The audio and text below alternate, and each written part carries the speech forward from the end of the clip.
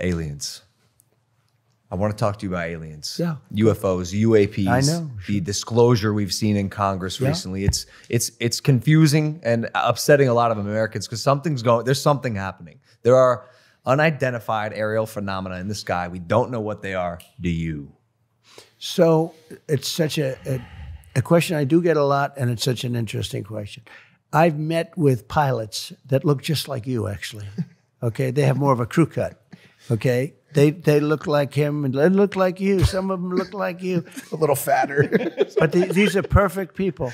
Okay, and they're not crazy, conspiratorial. They're not crazy, and they tell me stories that they've seen things that you wouldn't believe. These are not people that you would say, "Gee, no way. Oh, that's no okay." Way. President of the United States. But I said, who is it? Silent? That's Joe Biden wanting to do an interview.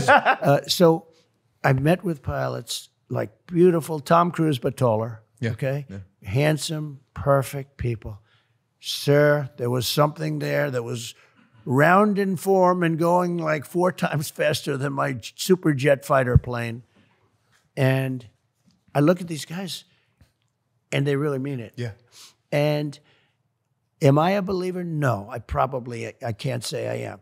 But I have met with people that are serious people that say there's some really strange things that they see flying around out there.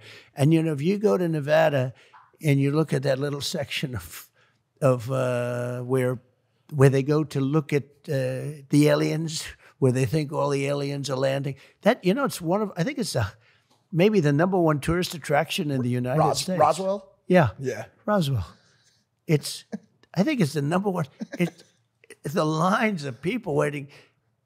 You have no idea how many times I'm asked that question. But don't you have access to that information? I have access, and I speak to people about it. I've had actually meetings on it, and they will tell you there's something going on. When they say things are going 4 times faster than my beautiful top-of-the-line airplane that goes, real fast. With no identifiable propulsion Mach system. 2, right? These things are creating their own gravity fields, allegedly. Well, they have people that are very smart and very solid have said they believe there is something out there. And, it makes sense that there could be. I've never been convinced, even despite that. I just, for some reason, it's not my thing.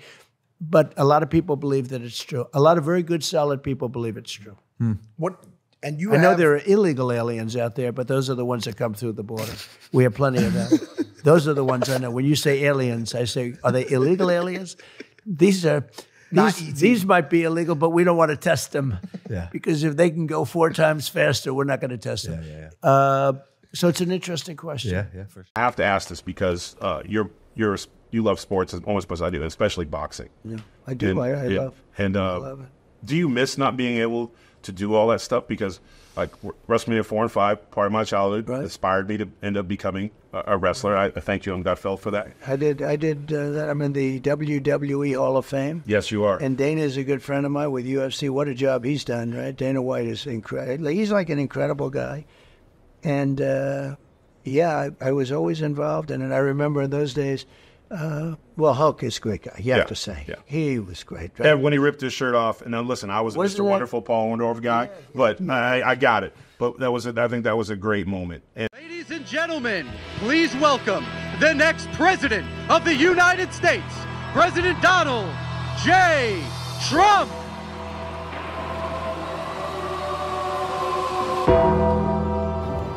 All right, everyone, November 5th, Election Mania. Choice is yours. You can go with President Trump, Kane, and The Undertaker, or you can take Kamala Harris, Dave Bautista, and Tim Walz. Choose wisely. The nation depends on it.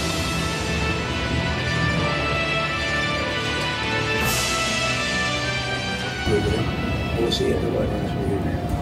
It is special. That would be an honor. Okay? I'll see you, sir.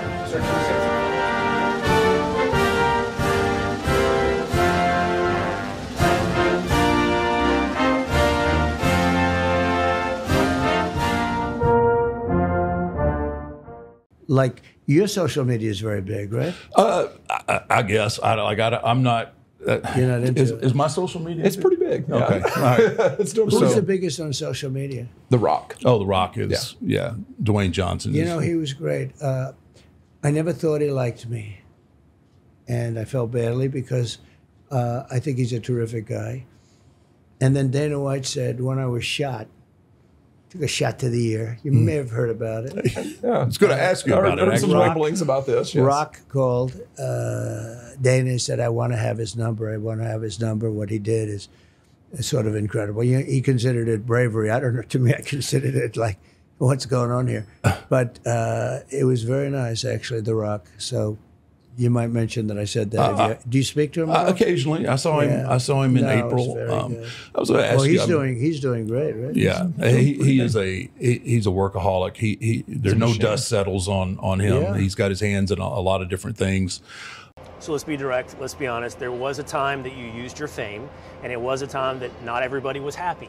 And that was a few years ago. That's right. And you made a very big point. You said, I've never done this before. I've never endorsed a political candidate. That's and right. you endorsed Kamala Harris and Joe Biden. And I'm being real with you, and you're being real with me. Sure. A lot of people on Fox watching us, you and I talk right now, remember that and wonder about that. So how do you feel now in retrospect with that endorsement? In what way? Are you happy that you made that endorsement in 2020? Are you happy with the state of America? Am I happy with the state of America right now? Well, that answer is no. Do I believe we're going to get better? I believe in that. I'm an optimistic guy, and I believe we can get better. The endorsement that I made years ago with Biden was one I thought was the best decision for me at that time. And I thought back then, when we talk about, hey, I'm in this position where I have some influence, and it's my job then. I felt like that then. It's my job now to exercise my influence and share with this is who I'm going to endorse. Am I going to do that again this year? That answer is no. I'm not going to do that, because what I realized, and I didn't realize it back then, Will, but I realize it today. And back then, just like I am today, very lucky, I was then the most followed American man in the world, and I am today the most followed American man in the world, and I appreciate that. But I also realized that what that caused back then was something that tears me up in my guts back then and now, which is division. And that got me. And I didn't realize it then. I just thought, hey, our country feels like there's a lot of unrest. It feels like I would like things to calm down. Maybe we need a change. This is what I'm going to do, and this is who I'm going to endorse. The takeaway after that, months and months and months, I started to realize, like, oh man, that caused an incredible amount of division in our country. So I realize now, going into this election, I'm not going to do that. I wouldn't do that, because my goal is to bring our country together. I believe in that in my DNA. So in the spirit of that, there's going to be no endorsement. Not that I'm afraid of it at all, but it's just I realize that this level of influence, I'm going to keep my politics to myself. And I think it's between me and the ballot box. But I will tell you this. While, like a lot of us out there, not trusting of all politicians, I do trust the American people, and I trust that whoever they vote for, that's going to be my president, and that's who I'm going to support 100%. I trust, by the way, I feel the exact same way. I trust Americans. Yes. No matter the state of this country, no matter its political leadership, I inherently right. trust the moral backbone, the culture that is uniquely American. And I appreciate that. In the spirit of avoiding divisiveness and honoring unity, you do not want to endorse someone in 2024. We talked about that mountaintop, though, okay? Sure. And you and I on the floor of the stock exchange talked about this. Yes. Well, let me ask you something really quickly, because Please, again, yeah. would you endorse, will you endorse? Like, how do you feel about that? Because you're in a position too as well, where you're influential. Now he's putting me on the spot. I've never answered this question. You know, Dwayne, I've never formally endorsed. But I love our flow. That's the thing. So I've never done that. I've never formally endorsed someone, and I don't know why. It's no secret. Anybody watching will know which ways I lean and who I lean against and who I lean for. And I'll be honest with you or anybody else, the way I've voted every single time. But a little bit, I've always considered the ballot box as private. I mean, I'm not going to vote for Joe Biden.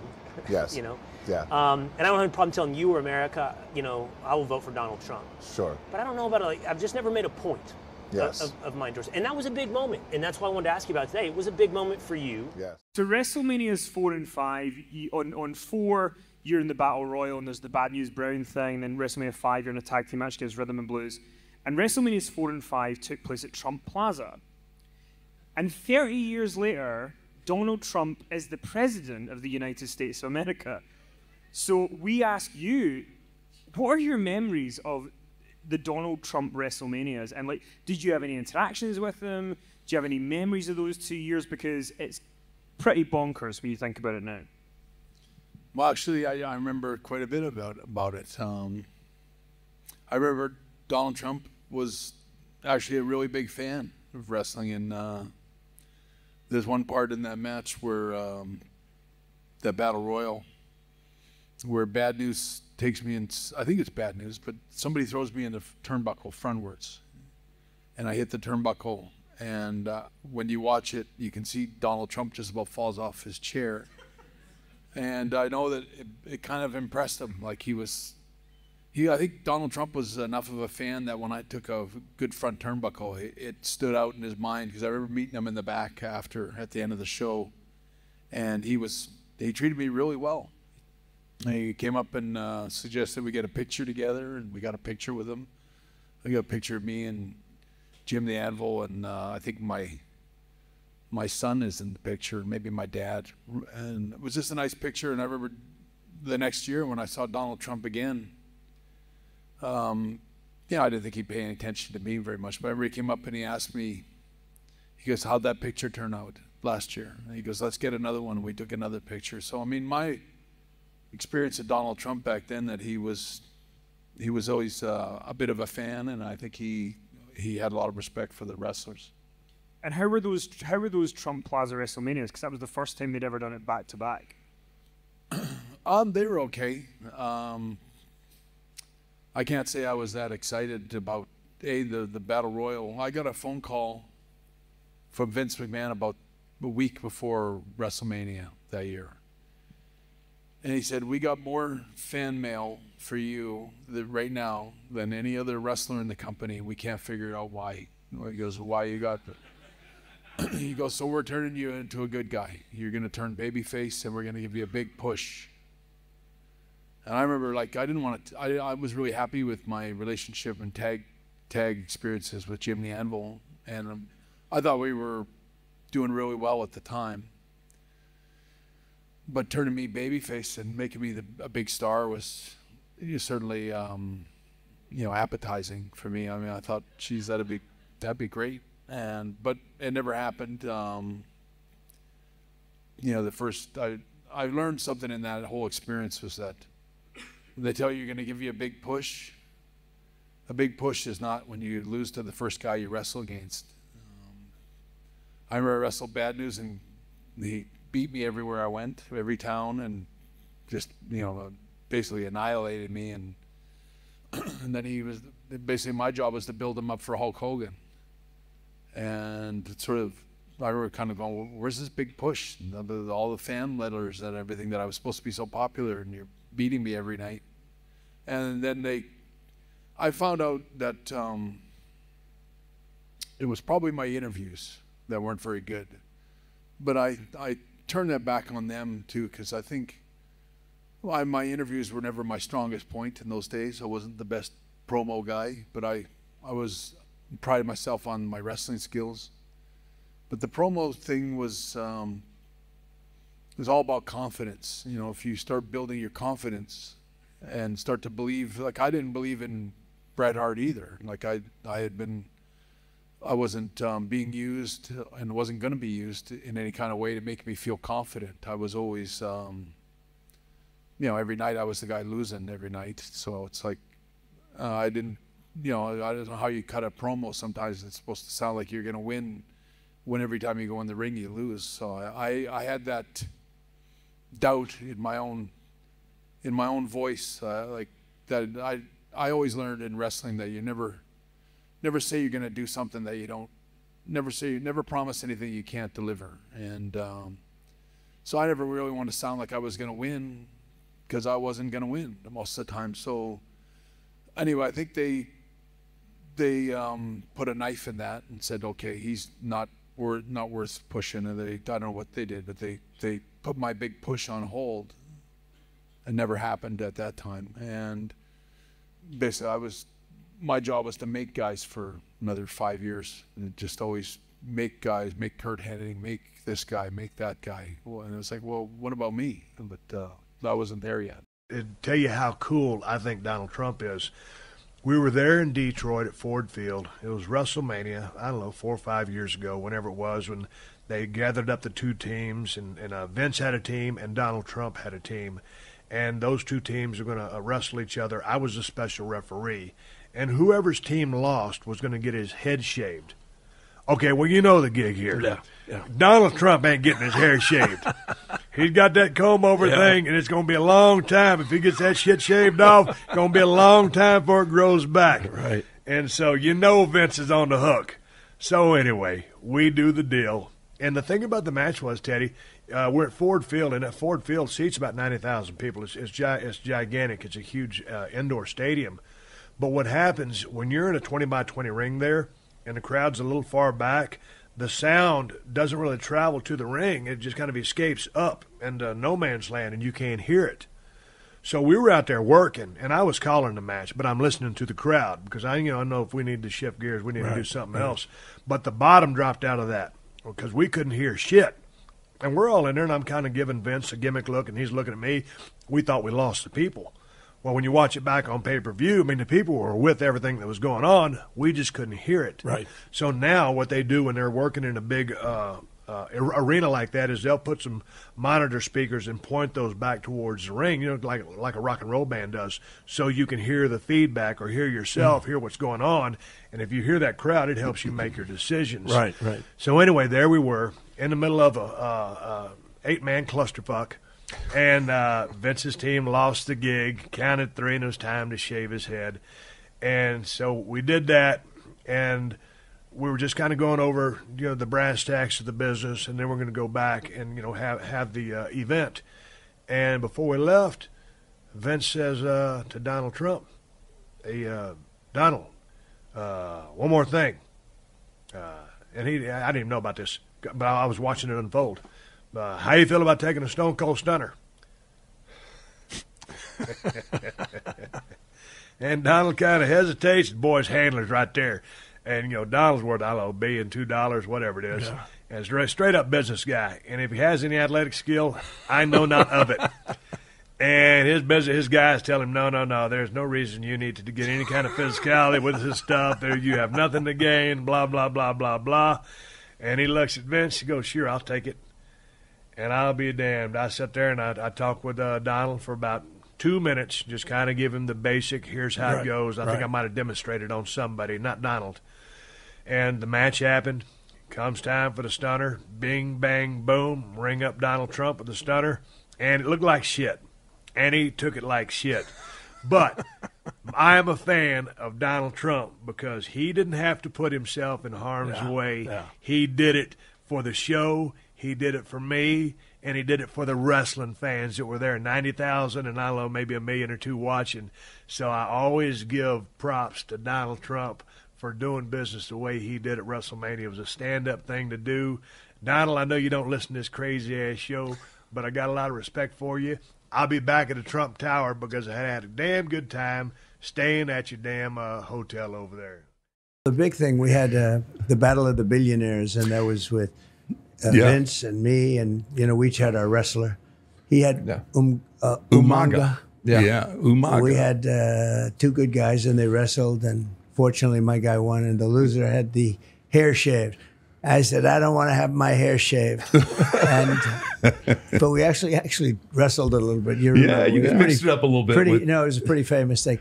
But I think it has your all-time record for pay-per-view buys, for everything. Yeah, it was a huge event. Yeah, it was a big one. But you went down just before me, and the entrance into the ring is the greatest entrance into any arena that I've seen. Okay, and I don't think it's going to even be topped. The whole thing of the music, the whole deal.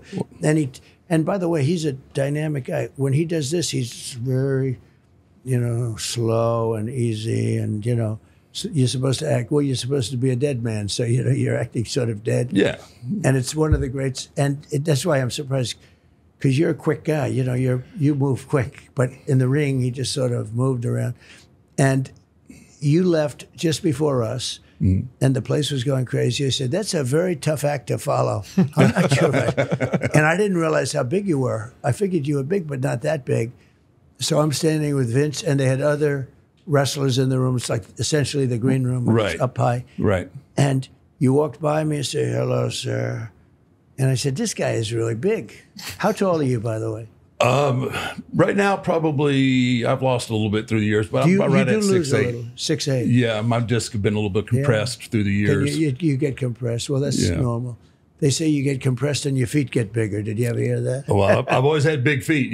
My dad used to. My dad used to tell me. He said, "You'd have been tall, boy, if you hadn't to give up so much for foundation." That's right. But I said, this guy is really big, and you were wrestling a good guy that night. Do you remember? I do remember. He was a good specimen guy, and it was great. But I said, how do we beat this, Vince? What are you doing? Why don't we go before them? We should go before them. But we had that was a great evening, and I think it said, I don't know if it still has. I think it still has your record. It was it was a big night. It was in Detroit. Yeah, and well, I have a son who's 6'9". Can you imagine? I have a son who's an inch taller than if you say. So you were probably at super height 6'9". Yeah, I was probably 6'9". Right there at 6'9". So 6'9", like 360. 330. I kind of topped out at 330. Linda McMahon, I picked, who really helped Vince a lot over the years. A lot of people don't know that, and she's a fantastic woman. She's been a big supporter from the moment, from the very beginning. And she was the head of small businesses, which is big business, basically, right. Small business administration. And she did a fantastic job. Everybody loves her, special woman. And I know she was involved with the WWE. Thank you very much. And I'm also a North Carolinian, but I'm from the eastern part of the state. I grew up in New Bern, so we were used to the storms down there. But for this storm to come up, the trajectory that it did into this area was nothing short of just astounding that happened. And I'm so sorry. I had the privilege of a lifetime of serving as the SBA administrator under President Trump, and I can tell you that SBA would have been on the ground with FEMA in this area, working to get people back in their businesses, getting their home loans processed, because we'd want the economy to get back on track. So hopefully you're going to have that service. If you don't have it now, you will. Thank you very much, Mr. President. Thank you. I'm not allergic to straight talk. Yeah. And every man of consequence that I learned from in my life never bullshitted nothing with me. Mm-hmm. Whether it was Dusty Rhodes, whether it was my football coaches, whether it was anybody I was with, they always told it to me straight, even when I didn't like what I wanted to hear, because I always believed everybody can handle bad news and good news, but no news and bullshit don't piss down my back, as my grandmother used to say, and tell me it's rain. And that's one thing that you have never done. You always, if you don't want to hear, because the American people can accept bad news, because when we know how bad it is, then we can look forward to getting it better. And that's in this age of endorsements. Yeah. That's why you have my endorsement, Mr. President. You can take that, a cup of coffee, and do whatever you want with it. It means a lot to me. It does. But, I think this is going to be the most important election in the history of our country. I agree. Because our country is going bad. I hate to say, I wouldn't do this with just politics. Our country is going bad. The things we do. I mean, men playing in women's sports, okay? Absolutely not. It's crazy, and let's not say it's the most important, but it's just crazy, the whole concept. Having no borders, having elections where you're not allowed to ask somebody whether or not they happen to live in the country. Just anybody can walk in. Yeah. It's really wacky, and we're going to get a change, Cyrus. I believe that. Well, it's very interesting, though. So Khabib came up to me after the fight the other night, and, you guys would probably say he's the best ever, maybe, and, probably certainly he probably is, and or very close, right? John Jones, a lot of people say. I'd say 1 and 2. And, and he said to me, oh, I hope you can get in, because we have to stop the wars. We have to stop the killing. He was so smart. He understood it. And I think he's friends, or was friends, but I think he is friends with Putin very much. Yeah. But he said, we have to stop the killing, and it's true. And I think I'd have that war stopped. If I was president-elect, right after the election, if I win, I will get that war stopped. I'll get it stopped fast before I get to office. If it's not stopped before then. Talking about Russia, Ukraine. I'm talking about Russia, Ukraine. We'll get it stopped. On the so flip many side, people are being killed. Far more people are being killed. And I thought it was great when Khabib came up to me. He says, "We've got to stop all of the killing in the war." He's a very smart guy, very interesting guy. We talked for a while. You know, we just had the merger with UFC and TKO. Good. Oh my goodness, yeah. It's been. Do you know Dana White? Yeah, I know Dana. Will you be working with Dana at all? Or? No, they're separate companies, but under. So who's running it? Who's Ari Emanuel is Ari's excellent. Yeah, he's the big dog, and Dana runs the UFC side, and then Nick Khan, he runs the WWE side. Good. It's a very different kind of a thing, but very similar, actually, right? It is. It really is. You know, obviously. How do you do revenues there versus UFC? Is it? Our revenue, I mean, right now it is crazy. They are selling out. Your revenue is my revenue, meaning for the wrestling. Oh yeah, for wrestling it's doing crazy. Maybe better than ever. Yeah, absolutely. Isn't that incredible? Yeah. It really is. Sold out everywhere, and we're doing a lot of international stuff now. Merchandise. So does that compare with UFC then in terms of revenue? I don't really. I don't know their numbers very well, but I know that the stock is doing really well, and the company as a whole is doing really well. It outperforms everyone on social media as well.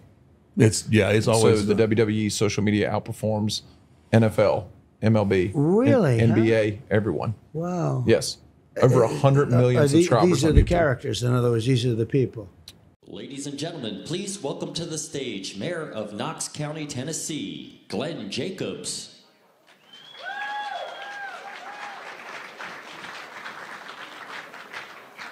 Hey, good afternoon.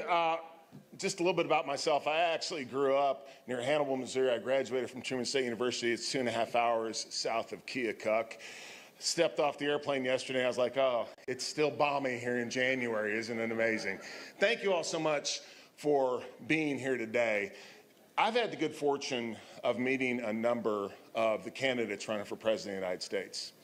And I like some of them. They're good people. A couple of them I really, really like. I think they have great policies. But they're not what our country needs right now. They're not who our country needs right now. Our country right now needs Donald J. Trump. And for me, it comes down to two things. You know, Trump's economic policies were amazing. The economy boomed. The border was under control. It's now in crisis. And we see all the other great things that he did. But for me, there are two things specifically that I believe he will do better than anyone else. In late August 2021, I got a text that I will never forget. A friend of mine sends me a text and he's like, hey, just a heads up, in case you haven't heard. One of the 13 service members that was killed in the withdrawal from Afghanistan was from Knox County. You know, as a local official, you never think you'd have to deal with something like that. And as I've thought more about it, that was a microcosm of the Biden administration. He took some excellent work that Trump had done and completely botched it and resulted in the deaths of 13 fine young American men and women. You know, often government incompetence is hidden in reports and statistics and numbers. It's something completely different when you see it in a flag-draped coffin, a shattered family, and a community in mourning. When Trump was president, there was peace in the Middle East, the Abraham Accords. Does anyone know what would have happened if Donald Trump had been president? And now it looks like the world is teetering on the brink of a regional war in the Middle East, which could end up in a world war. Donald Trump is the one person that would stop that from happening and reverse it from happening. And American boys and girls should never be sacrificed on the altar of profit for the military-industrial complex. But it sure seems like that's what happens sometimes. And the other reason that Donald Trump is far superior to anyone else in this race is he has personally stood up to the deep state like no one ever has. For those of you who don't know, I've had a long career in professional wrestling and WWE. A lot of people think I'm a tough guy. I like to think I'm a tough guy myself. But if I'd been what he'd been through, been indicted multiple times, I probably would have been like, you know, Mar-a-Lago's really nice this time of year. I think I'll just retire there. Instead, he fought back and he exposed the weaponization of the Department of Justice like no one ever has. And I can't wait till he's back in the White House and he starts ripping all that out by the roots. So again, thank you all so very much for being here. It's cold, it's terrible outside. It shows you the support that he has. Tomorrow night, be safe when you go to the caucuses. Most of all, make sure you support Donald J. Trump for President of the United States. Thank you all so very much. God bless. In return, Trump showered Kane with praise and also addressed The Undertaker, who was not in attendance, but praised his acting skills and physical strength. Again, another man who's a friend of mine, he's another one I'm not going to mess around with. He's Knox County, Tennessee. Do you know Glenn Jacobs? Goes by the name of Kane. Kane. Where is Kane? Look at the size of this guy. Man, oh man. That's it. He's all man. He's all man. It's good. How many years have you been doing that? You've been Kane, one of the great characters. And how many? So how tall are you? You're 6 what? 6'8". 6'8", and weigh what when you wrestle? About 3. Well, that's not bad. I'm not that far away. Ew. That's not good. You just ruined my day. 300. Well, all I know is, I guess there's a little acting involved, but when I see these guys, some of them like The Undertaker, right? And I see him, and he walks around the ring lifting a 300-pound guy over his shoulders like this. It may be acting, but there aren't too many. And then he throws him into the seats. It's pretty great. And he's done a fantastic job as mayor, Tennessee. You know what you've done? You've made politics fun again. Yeah. And I just think some people get caught up in the fact that I think they look at politics now kind of like a wrestling story, and they can't separate reality. Well, it's so interesting because, and I can't explain exactly why, but so we'll go to places and have 100,000 people show up, and I don't have a card, and I'm not a wrestler. And when I felt your arm, I said I wouldn't have been a very good wrestler. It wouldn't. You get big, strong arms on top of everything else. But and I'll get a crowd of 100,000 people coming about politics.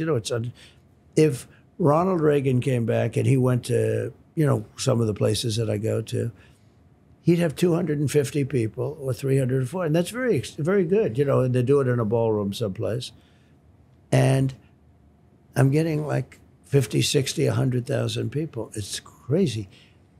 And it's like a love of the country because, it's hope. It's something going on. It's something very amazing. So now we're in the middle of the election period. I mean, it's actually started. The voting actually started after 4 years.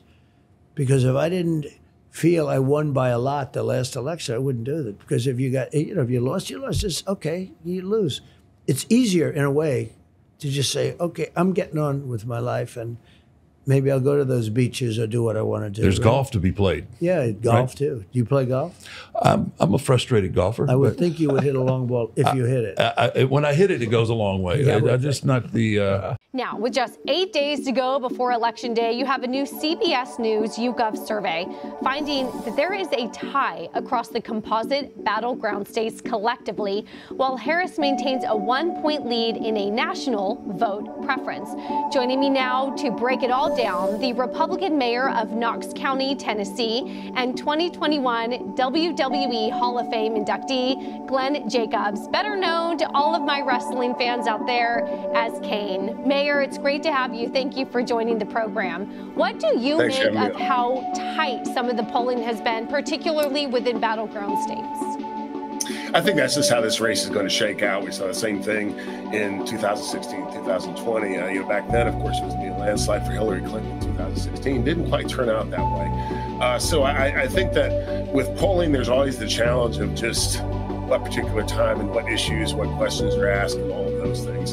But nevertheless, I think that we're seeing a lot of momentum in the Trump camp, and I think that the Harris camp is actually panicked about that at this point. Shouldn't he be further ahead given the issues that are on the ballot, like economy, inflation, immigration?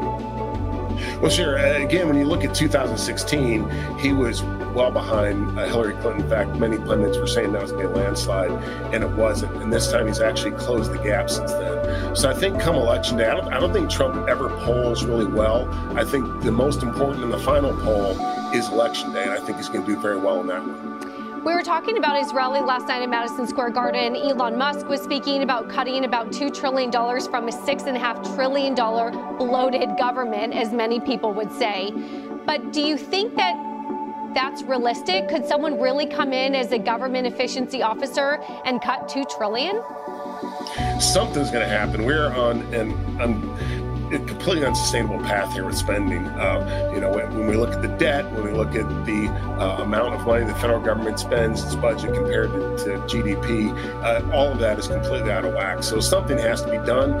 It would be politically painful, but if it isn't done now, it's going to be much more painful in the future. So that would be something that I would definitely like to see, would be to see the federal government really pared back. What issue is top of mind for your constituents?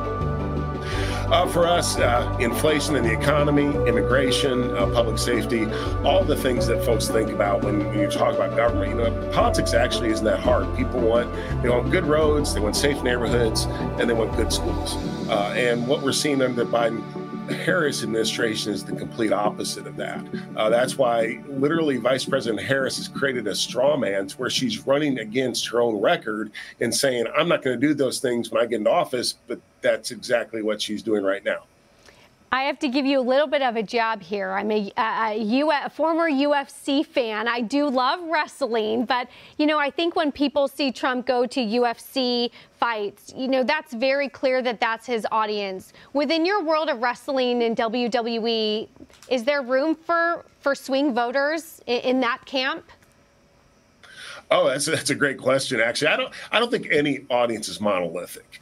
So I do think that you see people that have different viewpoints, and I have some colleagues who are friends of mine that believe things that are vastly different from what I believe, but we still get along as best as we can. And that's one of the unfortunate things about the political environment now and how it's so divisive is the fact that you can't even talk with anyone anymore, just about the issues, frankly, about anything. And it'd be great if we could get back to the point where we could have those heated discussions, but at the end of the day, realize that we're all trying to work towards a common goal, which is improving our country. A common goal from the Republicans has also been improving the messaging around early voting. How is early voting going in your district? The numbers are huge. In Tennessee, we have a 2-week period of early voting, and this time the numbers have been through the roof, as they have around the country. Well, I guess you can't really have any results yet, but you have an idea of how many people have voted versus Election Day. Is it higher than it was 4 years ago? Yes, it will be much higher than it was. I don't know the exact figure, but it will be much higher. You've talked about some of the issues, and people have really mentioned spending. I think for me, I think about managing the budget of a family, of a young daughter. I think about that every time I go to the grocery store. People sort of get their eyes glazed over when we talk about federal debt because it's like the government can just print trillions and it doesn't matter. But it matters to my family. If I'm required to budget in my family, I need a federal government that, too, takes that same fiscal responsibility and manages their budget. Are you confident that the next administration can get our fiscal house in order? Yes, I am, especially as you mentioned with Elon coming in and some other folks that President Trump has talked about bringing in as advisors or his cabinet. I think so. And one thing that folks have to remember, yeah, we all get that glazed over look when we start talking about finance, but the reason the national debt is so important is, yeah, they can print money to make up for the budget, but it still goes into a tax. It's called inflation. And the reason that bread and milk and gasoline are all so much more expensive is because the federal government has printed so much money to buttress its outrageous spending habits. So again, we're going to have to do something. I think this Trump administration, it's going to be pretty different from the first one. I think that the administrative state, the deep state, whatever you want to call it, I think this time that they are in deep trouble, that Donald Trump is going to take care of that. A lot of these bureaucrats that have lifetime jobs will be shown the door, and that's nothing but good news to the American people. Well, I'm glad that at least two of us, you and me, our eyes don't glaze over when we talk about federal debt and deficit. So I guess we get 2 points right there. I wanted to end on a topic we were just coming off from a previous conversation about building nuclear sites to power AI. We know that solar and wind is great, but it doesn't reliably power AI and the desperate, power needs that we need in the future. For your county, in your state of Tennessee, what are you guys doing to invest in nuclear and make sure that you can be an AI hub for businesses? Well, here in Tennessee, in East Tennessee, we have a huge advantage. We have the Oak Ridge National Laboratory, which was part of the Manhattan Project. And then, of course, the offspring of that was nuclear power. The first light bulb lit using nuclear power, using electricity generated from a nuclear power plant, was right in Oak Ridge, Tennessee, which is about 30 miles down the road. And since then, they've just kept up that great research pedigree that they've had since the 1940s.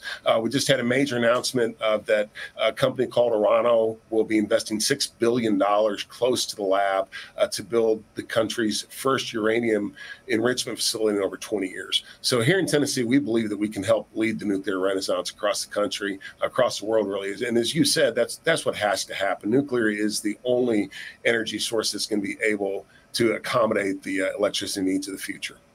Well, Mayor Glenn Jacobs, we're really appreciative of your time and your expertise and giving us some insight into your county, your state, and of course, some of the viewership as we're coming up on Election Day as well. Thank you.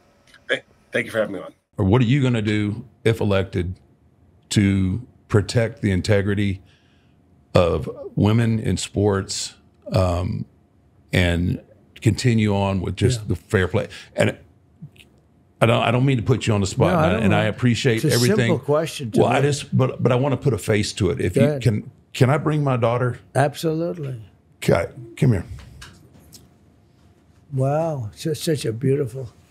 That's what I call a beautiful daughter, huh? Thank you. She is, and she's quite the quarterback too. But you don't want to go and wrestle a guy like if you were doing that, because people do that, like your father, right? He's a little too much to handle, right? No, I will get rid of it fast. Men playing in women's sports is insane, okay? It's insane. I mean, I can't even imagine anybody thinking anything other. Like, you have to have borders, right? You have to have fair elections. Where are the people that want it? Have you ever met anybody that said, we want men playing in women's sports? I've never met anybody. I know there's got to be some kind of a movement. I'm going to terminate that immediately. I'll terminate it. I'm not going to let it happen. Yesterday, a volleyball player got hit. Female team where somebody transitioned. And you don't think of volleyball. She got hit. Now, this was a man who transitioned to a woman, and they showed the shot, and it was all girls. There were girls, older, like 18, 19, 20, very good players, like All-American type players, I think a college team or something. And they had the one guy on the one team, and he was up so high in the air, and he smashed that ball. You don't see that. And this ball came at her at a speed that she's never seen, get really whacked her. But other volleyball players were hurt. But the best is weightlifting, where you see a record that stood for like 15 years, and they're putting, an eighth of an ounce on each side of the bar. You know this better. And then some person that transitioned to a female from a male, have you lifted before? Not much, no. Well, here we are. So he got, you know, then they added like 100 pounds to it. He's still lifting. Yeah. So it's crazy. The swimmers too. Look at the swimmers. Yeah. I mean, the swimmers. It's ridiculous. Yes. So, and I think it's very demeaning to women. But you know, she wants to play sports and she wants to play against women. You don't necessarily want to play against men. You know, it's okay, but you don't want to do it. Did you see the boxing match at the Olympic boxing? Did you see the guy? I did. It was. Did you see that beautiful Italian girl? She's supposed to be a good boxer. She took just a left jab. The guy's up. He goes, boom. That's like a defensive punch. So it goes like that. I never saw it quite like that. She didn't actually go down. She walked back to her corner. She said, I just got hit harder than I've ever been hit before. It was ridiculous. The corner pushes her back out. You can do it. You can do it. But he goes with another left jab. And she walked off. She said, there's no way I can beat that.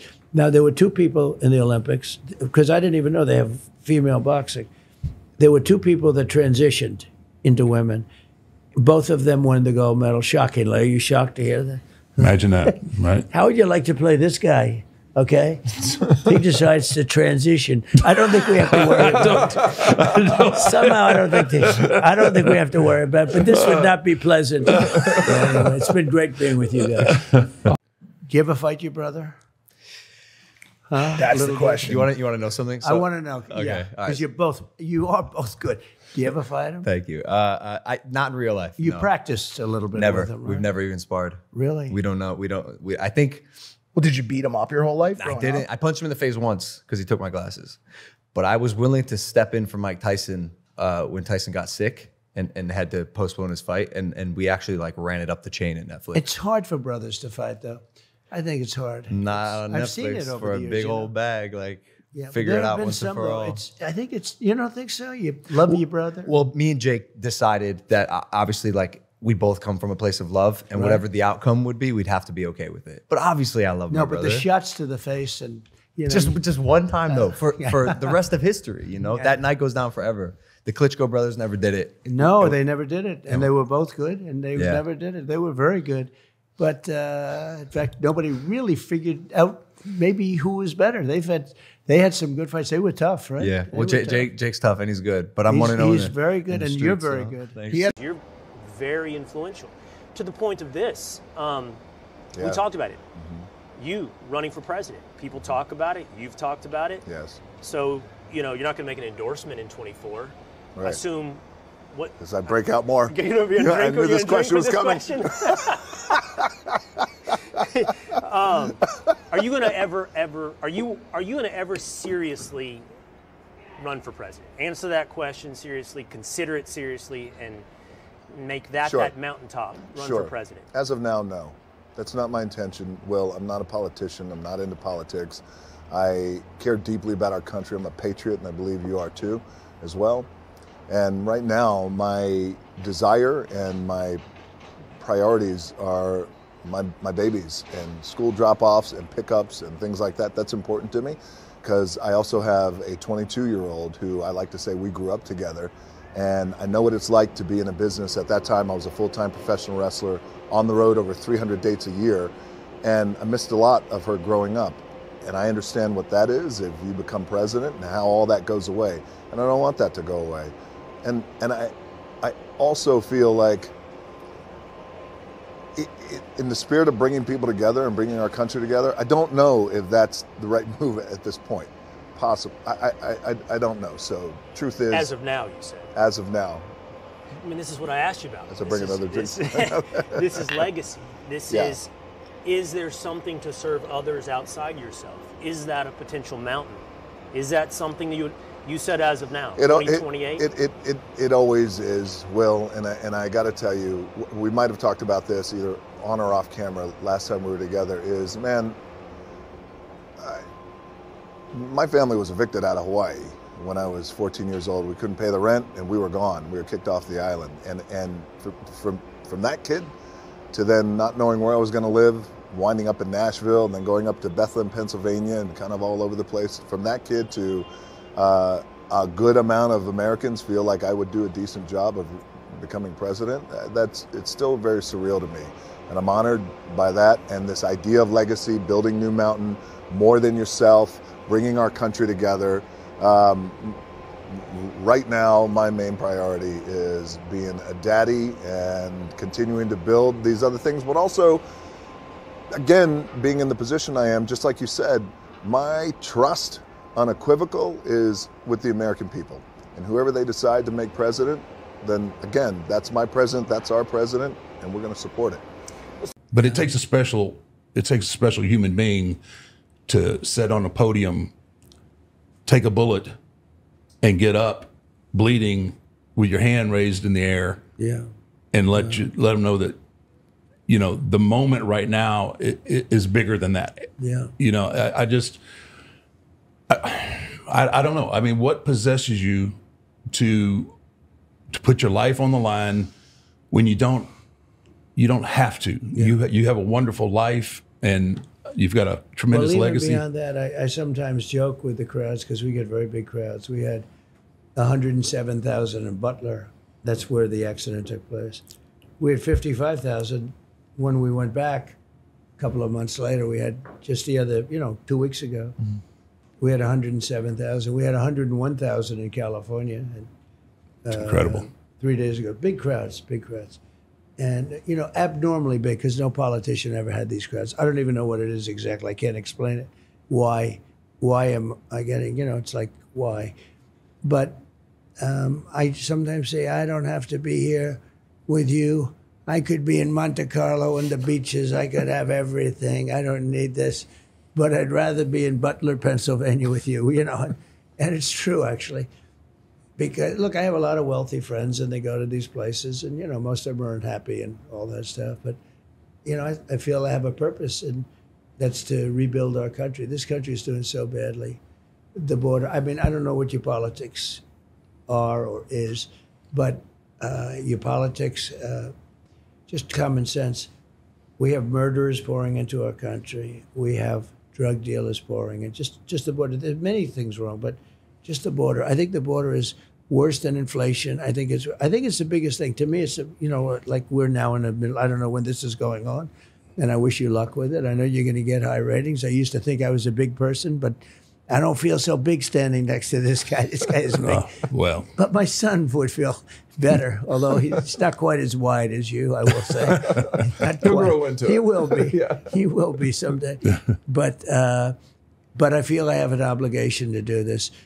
I had 4 great years. We had the best economy we've ever had as a country.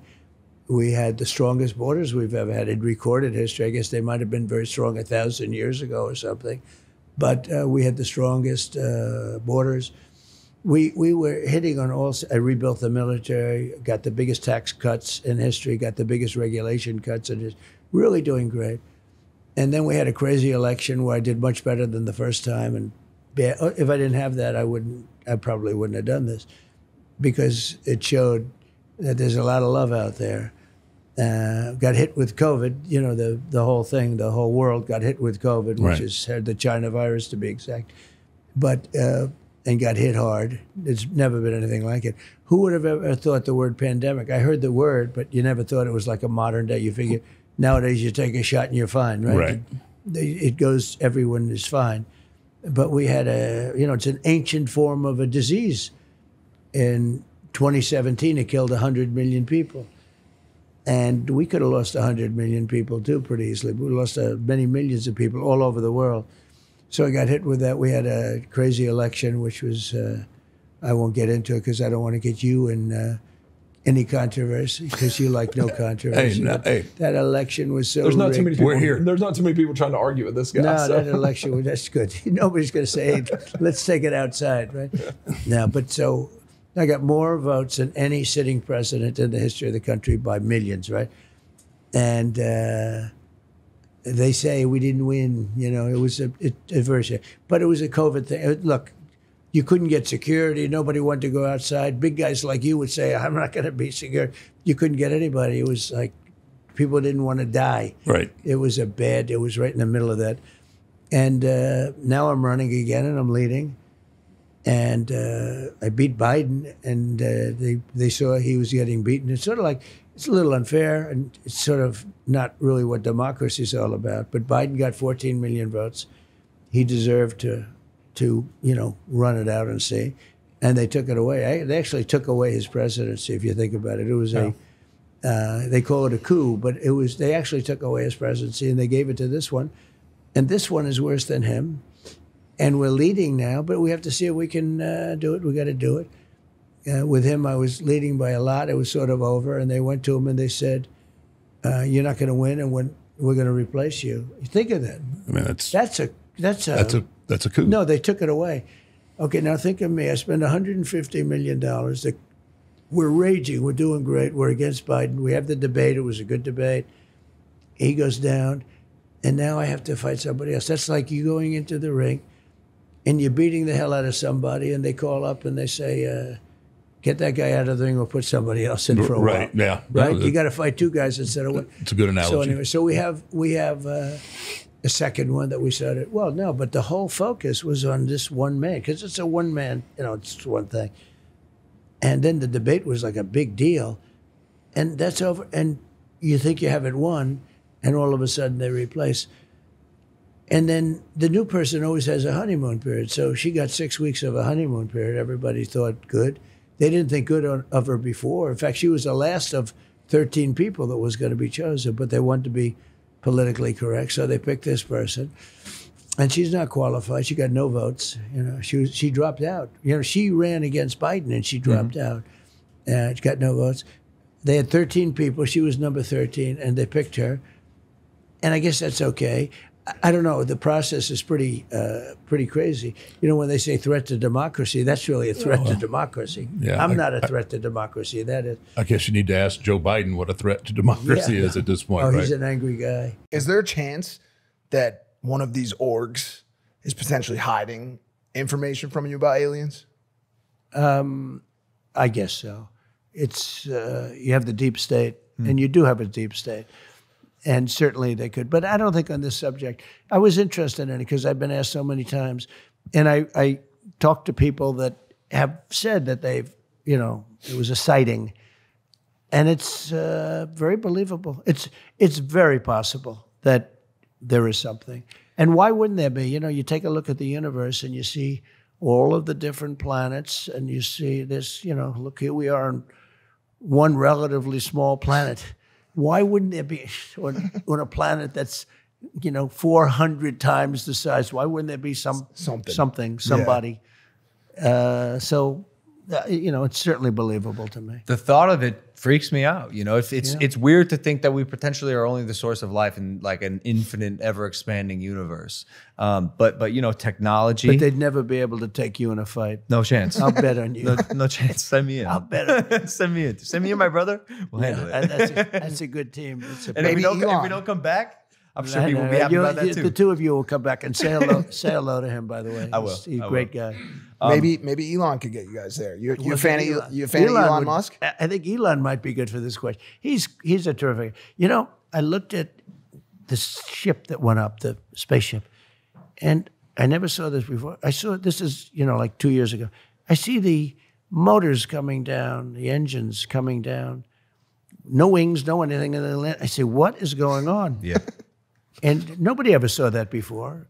And if you didn't have him, you probably wouldn't be seeing it, And I called him, I said, what's that? He says, well, we want to be able to reuse the engines. I said, they don't have wings, they don't have anything, and they're landing on a platform in the middle of the ocean.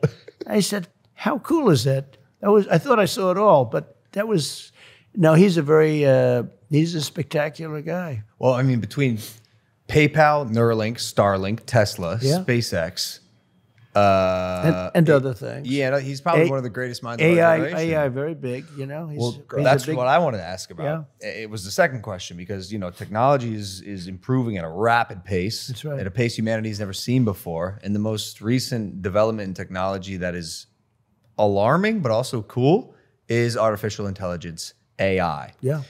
I think it's going to be eventually to a point where we're not able to tell what's real and what's fake. The era of truth, I believe, is probably slowly, unfortunately, coming to an end, unless you come with receipts.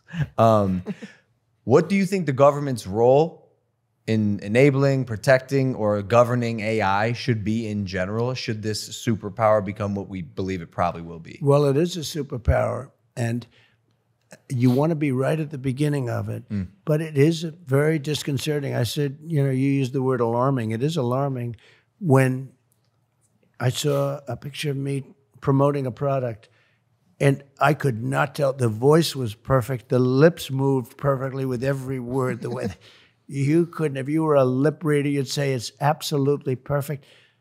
And that's scary. In particular, in one way, if you're the president of the United States and you announce that 13 missiles have been sent to, let's not use the name of a country, we have just sent 13 nuclear missiles heading to somewhere, and they will hit their targets in 12 minutes and 59 seconds. And you're that country, and there's no way of detecting. I asked Elon, is there any way that, like Russia or China, can say that that's not really President Trump? He said there's no way. They'd have to rely on secondary first alert systems. They have to rely on a code that if you don't have a certain code, who the hell's going to check? You got like 12 minutes. And let's check the code. Gee, how's everything doing? So what do they do when they see this, right? They have maybe a counterattack. It's so dangerous in that way. Okay, in another way, it's so incredible. That what they do is so incredible. I've seen it. I just got back from San Francisco. I met with incredible people in San Francisco, and we talked about this. This subject is hot on their plates, the super geniuses. Yep. And they gave me $12 million for the campaign, which, 4 years ago, they probably wouldn't have. We had thousands of people in the streets. You saw it. It just happened this last weekend. Yep. I met with incredible people, actually. And this is what everyone's talking about with all of the technology. These are the real technology people. They're talking about AI. And they showed me things, but I've seen things that are you wouldn't even think it's possible. But in terms of copycat, now, to a lesser extent, they can make a commercial. I saw this. Yeah. They made a commercial, me promoting a product, and it wasn't me. And I said, did I make that commercial? Did I forget that I made that commercial? It is so unbelievable. So it brings with it difficulty, but we have to be at the forefront. It's going to happen. And if it's going to happen, we have to take the lead over China. China's the primary threat in terms of that. And what they need more than anything else is electricity. They have to have electricity, massive amounts of electricity. I don't know if you know that. In order to do these, essentially it's a plant. And the electricity needs are greater than anything we've ever needed before to do AI at the highest level. And China will produce it because they'll do whatever you have to do, whereas we have environmental impact people, and we have a lot of people trying to hold us back. But massive amounts of electricity are needed in order to do AI. And we're going to have to generate a whole different level of energy. And we can do it, and I think we should do it, but we have to be very careful with it, right? We have to watch it.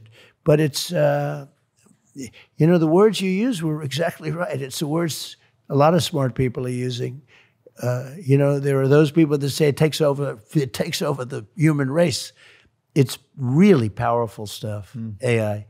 So let's see how it all works out. But I think as long as it's there, how it plays out. And that's just AI. What about when it becomes SI or super intelligence? Yeah. No. Then they'll have super AI, right? It's super duper AI. But what it does is so crazy. It's amazing. It's crazy. Now it can also be really used for good. I mean, things can happen. I had a speech rewritten by AI out there. One of the top people. He said, "Oh, you're going to make a speech?" Yeah. He goes, click, click, click. And like 15 seconds later, he shows me my speech. That's crazy. Written. That's crazy. So beautifully. I said, I'm going to use this sucker. I've never seen anything like it. What'd you say to your speechwriter after that? You're fired. You're fired. I said, "You're fired, Vince. Get the hell out of here." No. This was so crazy. It took it, and it made it unbelievable. And it's so fast. You just say, "I'm writing a speech.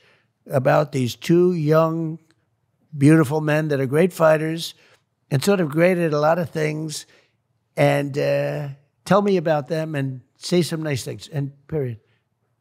And then that comes out.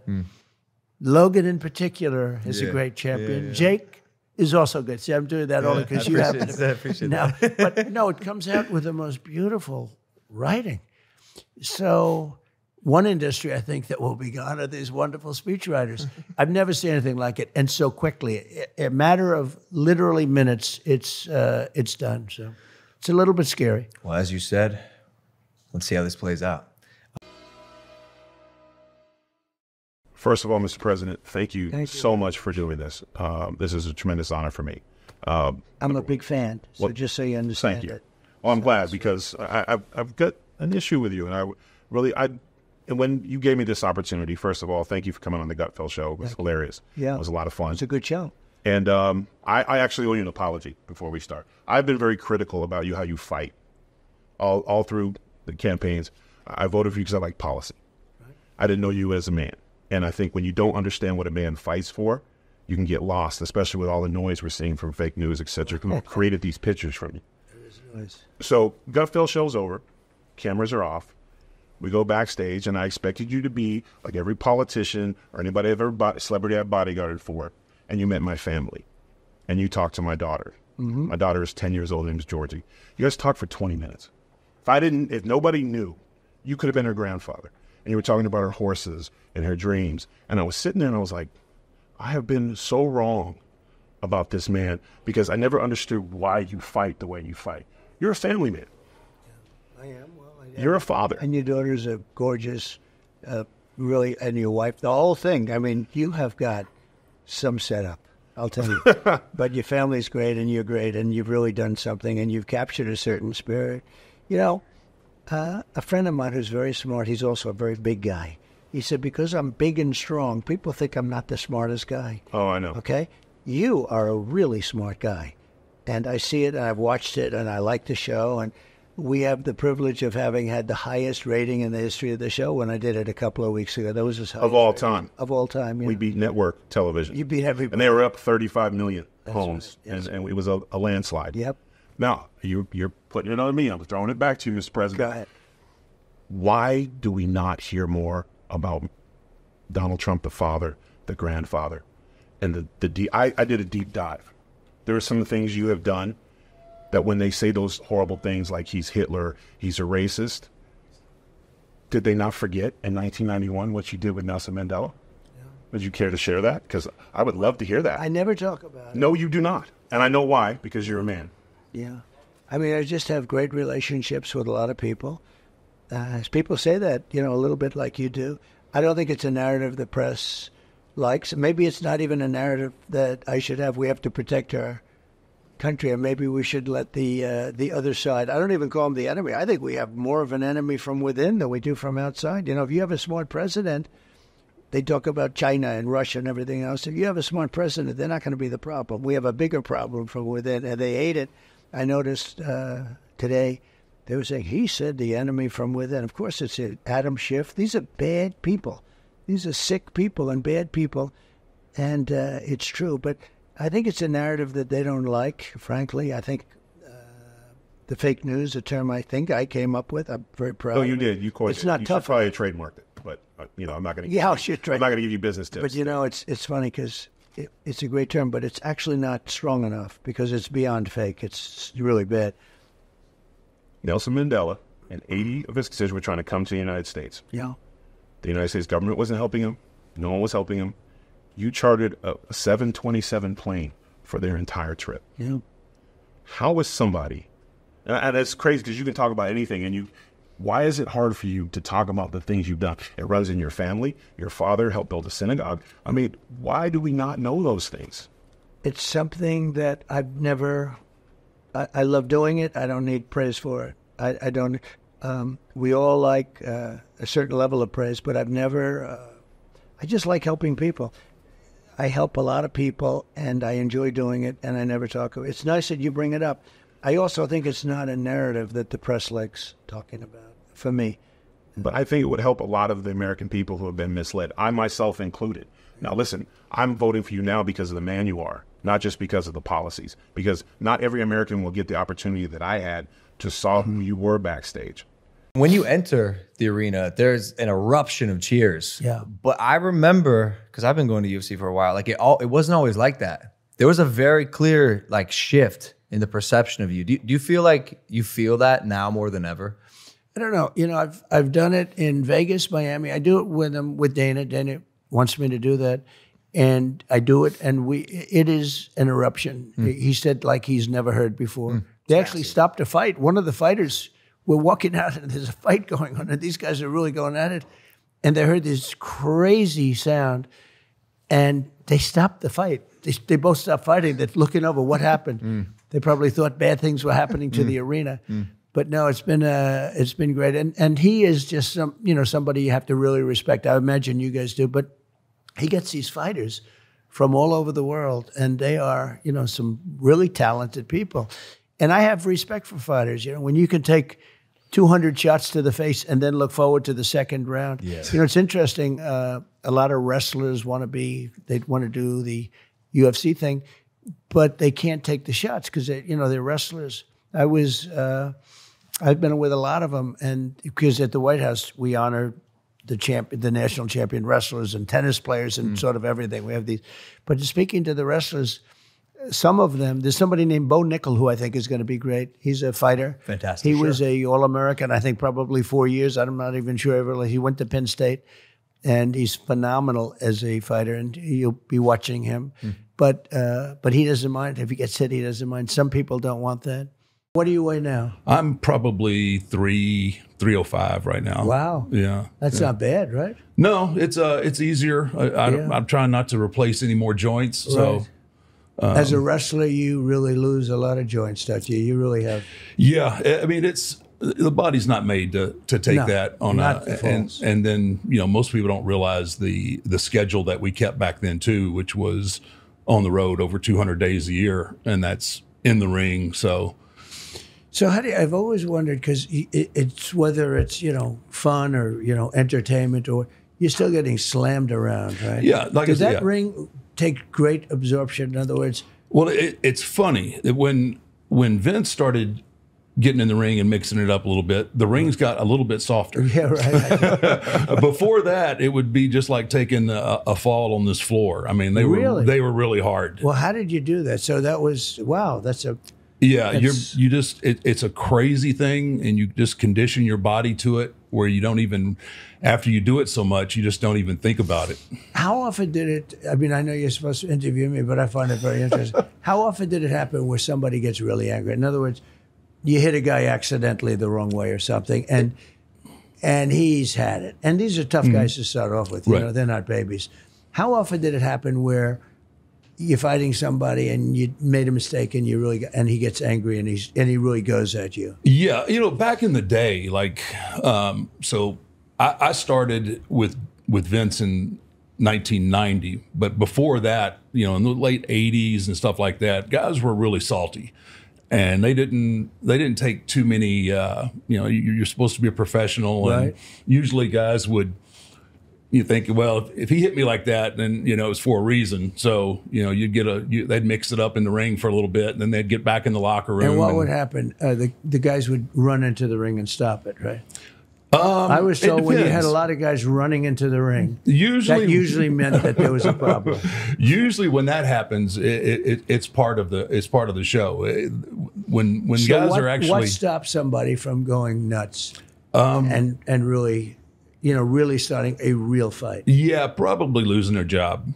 Yeah, I mean, you have to, what we do is hard enough, but if you go in there and start taking liberties with somebody and are starting trouble and having fights, you're not going to be around long. I mean, you have to have a cohesive unit of guys. You don't have to like each other.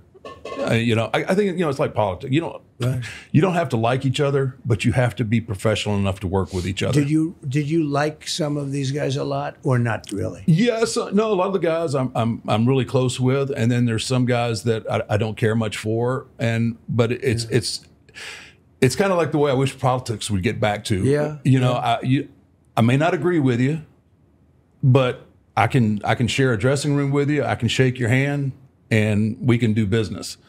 And that's how it is. There's some guys that you kind of naturally you gravitate towards and become friends with. And I had a group of guys that we ran. So how many years have you done it? So I had a in-ring career of right at 34, 35 years. I mean, that's amazing. And you're still in one piece. Right? I'm in one piece. I got some new parts. I got some new knees. I got new hips. Does every wrestler end up essentially having to get new parts?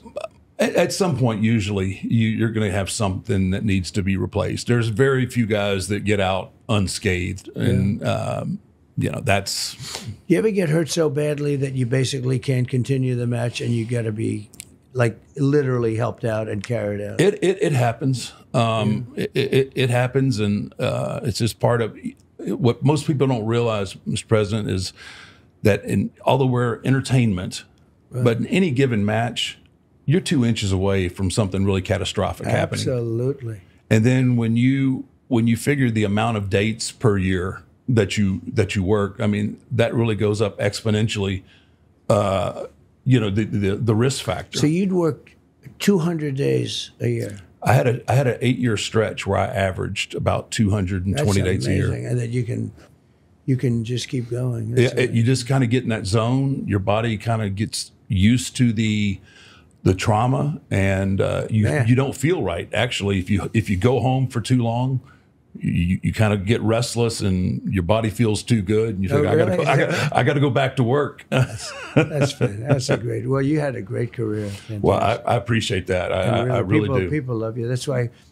So you're very quick, and you can talk trash with the best of them. Yeah. Who was the biggest influence? Was it Don King or Muhammad Ali? Because your style is like ours. Like when you comes to talking trash, and I know you hung out with those guys. I know a lot of. I did the search. I know that you have been. It's hilarious after reading and the stuff I've saw, and I just saw a little bit. It's hard to find, but you have been a regular guy you never cared what color somebody was or who they slept with. All you cared was the content of their character and if they could do the damn job or not. They were both friends of mine. Now, Don King is still alive, you know. He's 92 years old. Yeah. He lives in Florida. He's a great guy. He endorsed me, very strongly endorsed. He said, you got to vote for Trump. And I probably spoke to him a week ago, maybe. And he was great. Very different guys. But there's nobody. Don King, each incredible. Don King, nobody like that. And Muhammad Ali, nobody like that. These were two unique people. You know, Don King was a tough cookie, too. He beat the hell out of people. Unfortunately, it cost him a lot. Yeah. But he was a tough guy. But he's a big supporter. Muhammad Ali was actually a friend of mine. I knew him pretty well. He was amazing, actually. He was amazing. And, you look at some of the fights. Sonny Liston had no chance of being beaten, and he got beaten badly twice. Oh, yeah. And then when you look at George Foreman, another really good guy, but he just had George Foreman. George Foreman at that time was bulletproof. Bulletproof. Remember when he fought 3 guys and knocked him out? I was a little young, but I remember the He fought 3 guys one night, and but the third guy, and Muhammad Ali was watching. The third guy, he was getting a little tired, you know. What's your favorite? What was your favorite all-time big prize fight that you were at? Well, believe it or not, I was at Madison Square Garden. I think it was Ali Frazier won. Oh, so you were there. That's, in my opinion, the most historic fight of all time. So I was there as a young guy, very young guy, and I remember there were many heart attacks. Can you believe it? They had heart attacks. Men, I heard, I don't even want to say it because it sounds ridiculous, but there were a lot of heart attacks. It was the craziest evening. 2 undefeated, legendary fighters. They were both undefeated, and it was brutal. And that was the days of the 15-round fight, Yeah, when they had the fight. And I can't say it because, look, I'm not in the ring, but those fights were better.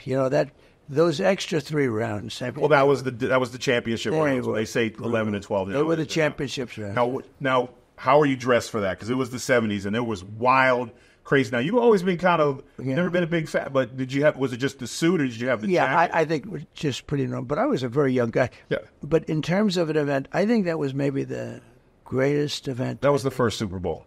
But now you have Dana White, who's done such a great job with the UFC. I don't know, the boxing, unless something happens, the boxing doesn't look the same as it did. Fighting over in Saudi Arabia is not the same thing, with all due respect. No, but it's he's done a great job with the UFC.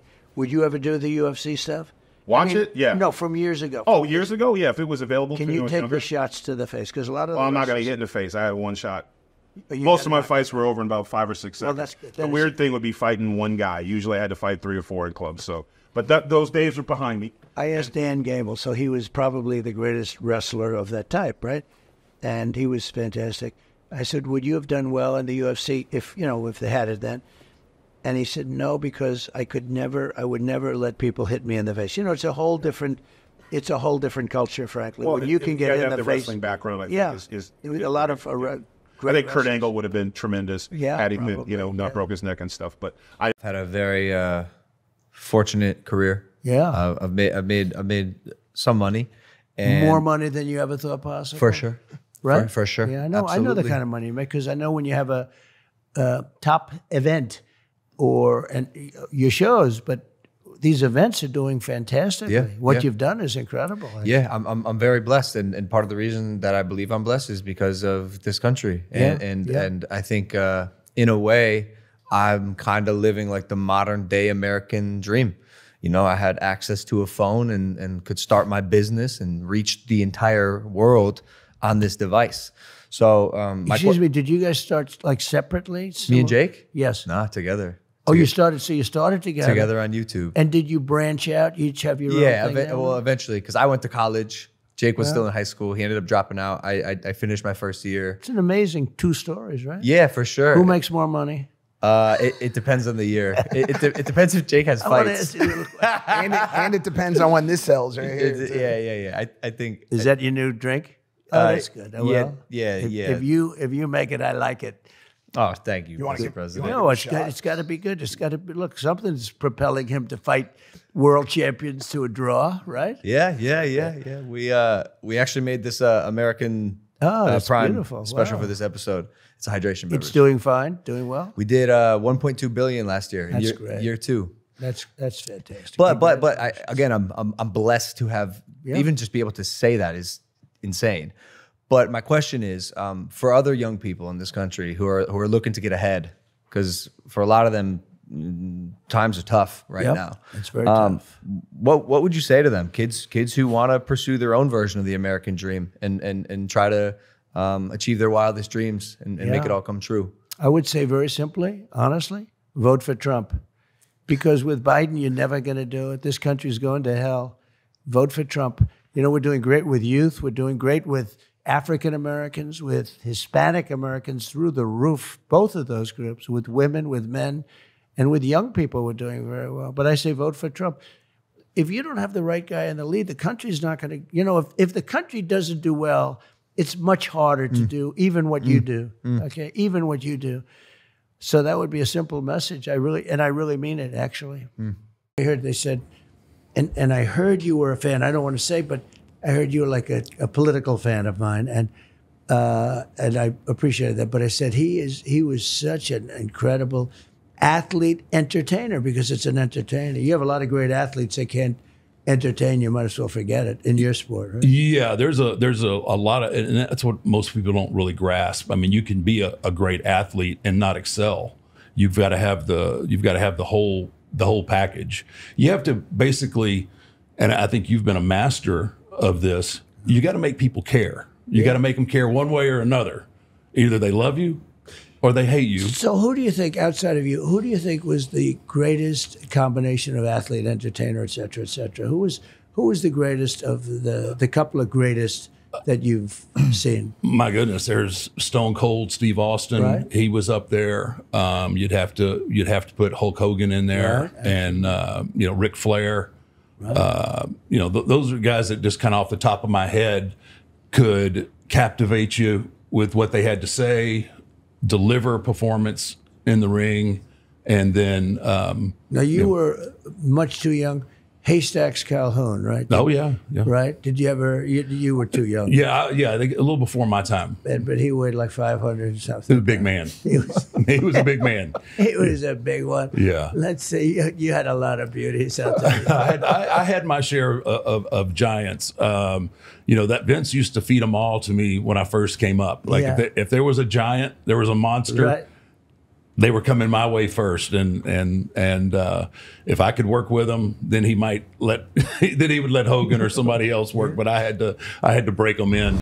And where down we? Yo, I'm scared. You guys. Oh no way! We got gifts. Oh, nice. So for a lot of money, this thing. Oh no way! Thank you, President. Let's just split it up. Here's. Amazing. This is a. Is this your mugshot? Yeah. Can you? No way! You're a gangster. This is what we're reduced to. No way! Should we put them on now? Yeah. Isn't that crazy? That's amazing. And it sells. Well, Elvis had one. Frank Sinatra had one. This shirt? But we've eclipsed them. A long time ago, we've eclipsed them.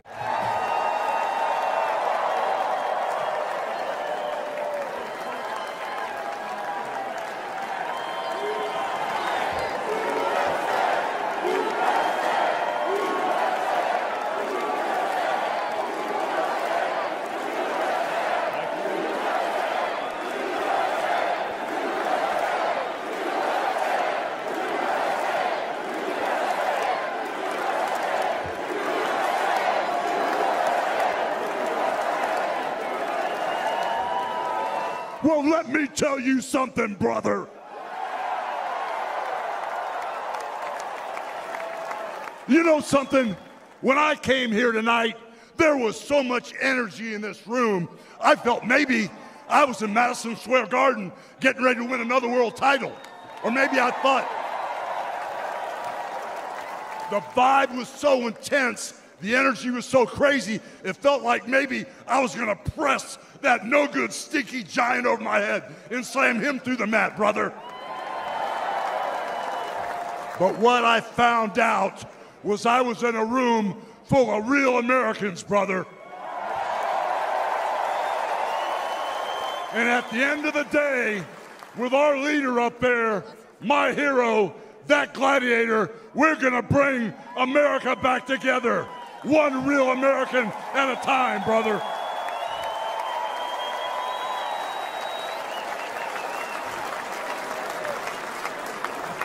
You know something? I've seen some great tag teams in my time. Hulk Hogan and, ooh yeah, the Macho Man Randy Savage. But you know something? I see the greatest tag team of my life standing upon us, getting ready to straighten this country out for all the real Americans.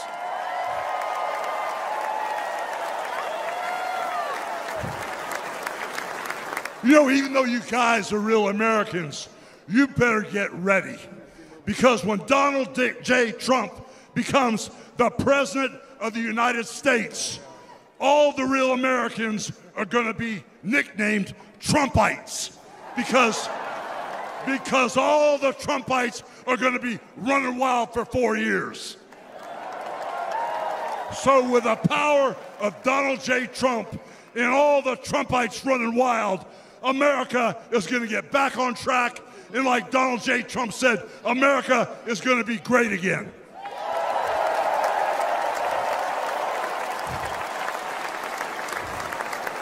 You know, when I look out and I see all the real Americans, I think about how Donald Trump, his family was compromised. When I look out there and I see Donald Trump, I think about how his business was compromised.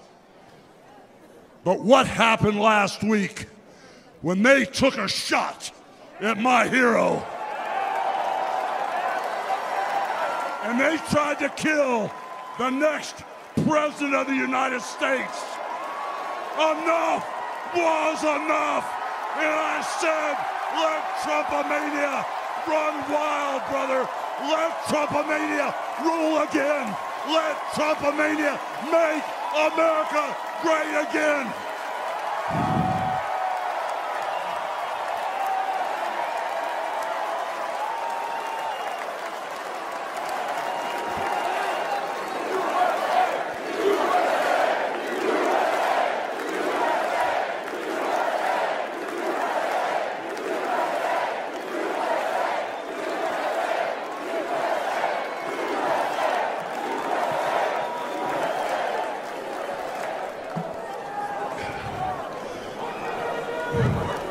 You know something, Trumpites? I didn't come here as Hulk Hogan, but I just had to give you a little taste. You know, my name is Terry Bollea. And as an entertainer, I love you too. And as an entertainer, I tried to stay out of politics. But after everything that's happened to our country over the past 4 years, and everything that happened last weekend, I can no longer stay silent.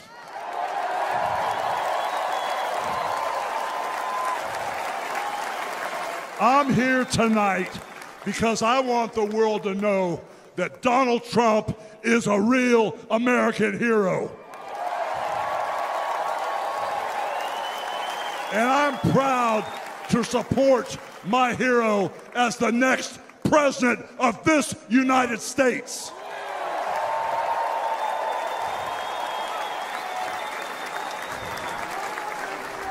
You know, guys, I've known Donald Trump for over 35 years. You know, hold on a second, hold on. I just had a flashback. Man. This is really tripping. You know, the last time I was up on stage, Donald Trump was sitting at ringside at the Trump Plaza. I was bleeding like a pig, and I won the world title right in front of Donald J. Trump. And you know something? He's gonna win in November, and we're all gonna be champions again when he wins.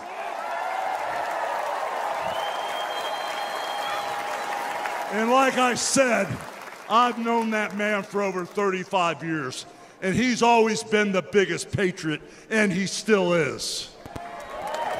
He's always told you exactly what he thought, and he still does, brother. And no matter the odds, he always finds a way to win. And when he's back in our White House, America is going to start winning again.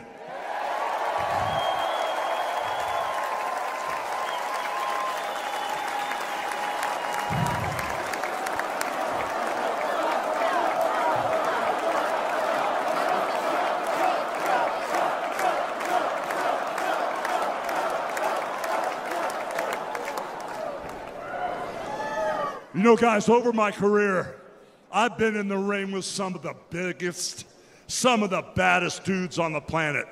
And I've squared off against warriors, ooh yeah, savages. And I've even, like I said, body slammed giants in the middle of the ring. And I know tough guys. But let me tell you something, brother. Donald Trump is the toughest of them all.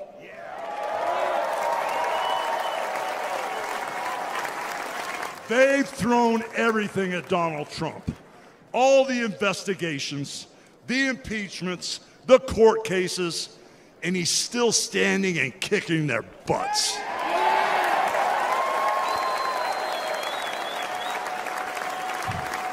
You know, we never had it better than the Trump years.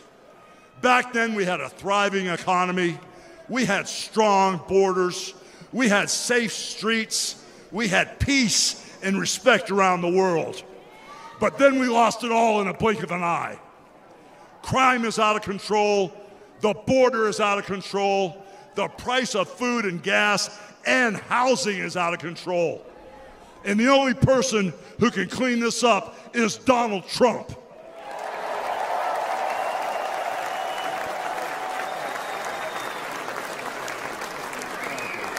You know, guys, I really, really love this country. And I've lived the American dream. And I want my kids, your kids, and all those little teeny Hulkamaniacs out there to live the American dream too.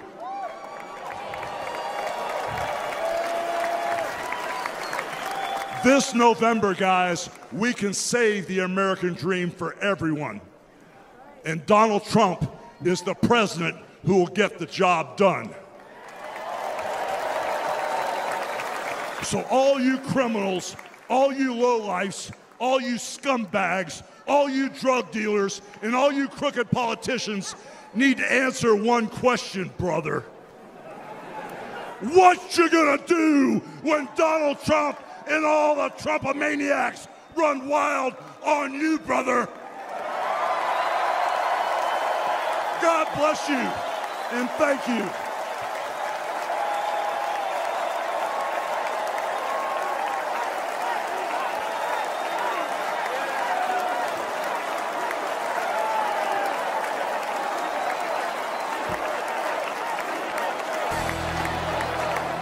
So Hulk Hogan has a message to Americans before Election Day. He still believes more than ever that Donald Trump is the only person in our country that could turn our country around. Why? Well, let's ask the man who stole the show at the RNC. There's still buzz around him about that appearance and the shirt that you ripped off, WWE Hall of Famer himself, Hulk Hogan. Hulk, great to see you. Since you stole the show at the RNC in Milwaukee, what's it been like? What's the feedback been like since you came out from Trump? Well, brother, I still got that Trump pump on, dude. But the weird thing is, I've been going all over the country with Real American Beer, my brand new beer. And I wrote down a bunch of states I was at: Wisconsin, Ohio, Arkansas, Minnesota, Georgia, Florida, Texas, Rhode Island, Massachusetts, Illinois, Idaho, Nebraska, Michigan. And everywhere I've gone, thousands of people get in line to come meet and greet me. Everybody's for Trump. So I hear what you're saying about the polls, and it's even Steven, and it might be a close call, but let me tell you something. I don't believe the polls. It's going to be a landslide. You know, too big to rig, brother, is the theme here. And at the end of the day, all of America wants to get back to America. Not the way it used to be, but the way it should be, brother. Trump is on fire, and if you listen to where people are speaking from, especially the Democrats, if they say Trump was responsible for the border wall, it's them. If they say Trump was responsible for inflation, it's them. Because in the Bible, like I said before, if you listen to where people are speaking from, you know exactly who they are. All right, so a couple of things. Trump set the tone, and I think it's the tone that you like. When he's at the Al Smith dinner, he noticed that Kamala Harris has white people for this, black people for this, Hispanic people for this. Trump thought that was something he should point out on Thursday night. Watch. There's a group called White Dudes for Harris. Have you seen this? White Dudes for Harris. Anybody know? Are some of you here? White Dudes for Harris? Doesn't sound like it.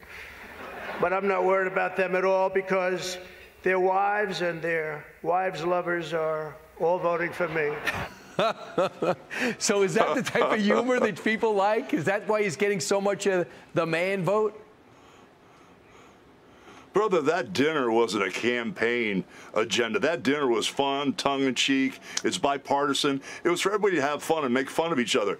And for Kamala to pull a no-show, I mean, everybody was upset because everybody's been going to this thing for years and years and years. And it's just levity. It's just lighten up the mood and have fun. So, I mean, it was funny. You know, Donald Trump is quick on his feet, man. He can pivot. He's all smoke and mirrors. But when it comes down to business, he's a businessman. You know, like that economic forum where he schooled that guy who didn't know a thing about tariffs. Trump's been doing this all of it. Yes, thank you, Bloomberg. Trump's been doing this all of his life, and that's what America needs. Somebody put this country back on track. We want, you know, God in our homes and in our schools and in our country. We basically want safety. We want basically to have, you know, great lives, and we want to be able to economically afford to live a good life and take care of our children. Trump is all about that. Everything I hear on the other side that's supposed to be hope and happy, it all sounds like doom and gloom to me. Right, and you're like Trump in this. You have your focus, you have your career, but you also, I don't know if you heard, but Trump sells sneakers, he's selling watches. You got that beer shirt on. How did this come to be, and how did you realize there was a lane? Because one thing about wrestling, you guys sell all the time. Right, you're selling the match, you're selling the tickets, and now you're selling the beer. Got Hulk Hogan's Real American Beer here, and it all started with a conversation in the dressing room because I didn't want to get beat up too bad. So I'd always have my opponent talk to my opponent and said, hey, let's talk the match over with a beer and take it easy on me. So when I saw that the neighbors didn't talk, the Republicans and Democrats didn't talk, I thought if we had Americans beer, Hulk Hogan's Real American Beer, we could bring the country back together one beer at a time. You know what's so interesting is there was a time maybe in the 80s with Reagan, you looked at Republicans and they were the white collar guys. And now it really has switched. The president, even though he's a billionaire probably, he is more comfortable with the blue-collar guys. I look at you the same way. You've had a lot of success, Hall of Fame, millions of dollars, but you're more comfortable drinking a beer with the guys. Well, brother, at the end of the day, I treat everybody the same. And when we're talking about John Kennedy and that old Democratic Party, when he got assassinated, I was in 5th grade. That party was kind of like the way Donald Trump is now. It was Americana, middle of the road, country western, NASCAR. It was Americana. And now all of a sudden, the Republican Party is like that. And when they tell you that that the Republicans are demonic and they're a domestic threat, listen to where people are speaking from. That's exactly who they are. I hear you. Best of luck with the beer. I love the entrepreneurial effort. I know you're going to be with the president soon. Maybe he's going to call on you and tag you into the final 17 days. Hulk Hogan, thanks so much for your time. You know, brother, I'd like to head the President's Council on Physical Fitness, dude. I'd get everybody in shape, brother. I hear you. I'm inspired right now. I just don't have short sleeves on to reveal my guns, but they're very similar to yours. Thank you very much, Hulk. I appreciate it. Very good. Talk to you soon. Thank you, my bro. Well, it's official. Kamala's got a man problem, but assistant coach Walz, he's in denial. He's been out wooing white dudes and says, there's no problem. So let's talk to a man with no problems, Hulk Hogan. How you doing, Hulk? I'm great, brother. How are you today? I'm doing great now that you're in town. Tell me about being a man. The Democrats can't really figure it out. I don't know what's going on. What's the truth? Well, the way it goes, brothers, in the Bible, it says, listen to where people are speaking from, and you'll know exactly who they are. So when they say that Kid Rock and Hulk Hogan and stuff like that doesn't make Trump one with the people or a blue-collar worker, if you listen to where people are speaking from and you put Buttigieg up there, Trump definitely wouldn't be a man of the people. That's how it really is, brother. But by the way, just to correct you, Jesse Waters, I know about Waters and your world and all that stuff. Well, this is Trump-a-mania, and this is his country, brother. All right, I'll give it to him just for this show, but not after that. I'm going to be taking it back. We saw you ripping your shirt off at the RNC. You know, they've been saying that men that lift weights are fascists. Can you just kind of remind Democrats, because they didn't used to be like this, can you remind Democrats what American men are made of? Well, brother, at the end of the day, you know, there's a chain of command, our Lord and Savior, the wife and the husband and the kids. And at the end of the day, the mother is to nourish, but the man is to protect, serve, and provide. So at the end of the day, that's what this is all about, is being a real man, being a real American, and getting this country and making it not how it used to be, but how it should be, brother. When you knew Donald Trump back in the day, you guys were running around the country at events, and he was all in your business out there in the ring. And tell me a little bit about Donald Trump when you first met him. Well, when I first met him, we rented Trump Plaza for WrestleMania 4 and 5. He was at the event from the beginning to the end, and I learned a lot from him, brother, how he handled special kids, how he would talk with the Make-A-Wish kids, and not just give a moment of his time with them. He would spend plenty of time with them, touch them, talk to them, make them feel very comfortable. He's a good man all the way around, brother. He's a good person and a real American. Your patriotism's up there with pretty much, I don't know, I can't even compare it. What made you fall in love with this country? Well, I grew up in South Tampa, and from very humble beginnings. You know, my mom was a housewife, my dad worked construction, but I really never knew where we were at on the food chain as far as our economic ladder. And so once I got out from under, you know, going to high school and college, I got into professional wrestling. I made my way. And at the end of the day, this was the land of opportunity for me, because instead of once a month having a small little minute steak to eat, I told myself I never wanted to live like that. I wanted to make my way and make my life. And this country gave me that opportunity. So the American dream is what this country's all about. And Donald Trump represents that, brother. Now, Kamala Harris is out there eating steaks, slinging beers with Stephen Colbert. I don't know if her drinking beer is going to really change votes. Do you? Well, at the end of the day, when I hear the word salad over and over, and she won't even answer a question from Brett Baer, she won't even say how many people have come across the border, you know, during her administration. Everything is like that with them.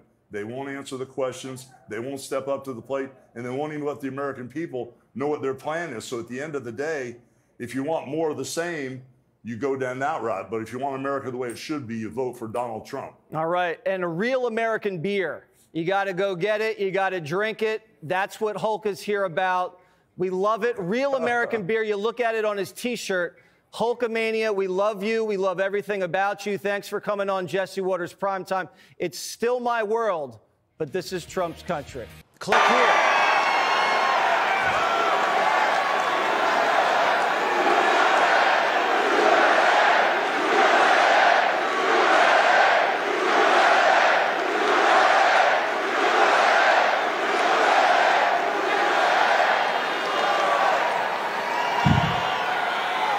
Well, let me tell you something, Trumpomaniacs. Welcome to the house that Hulkamania built.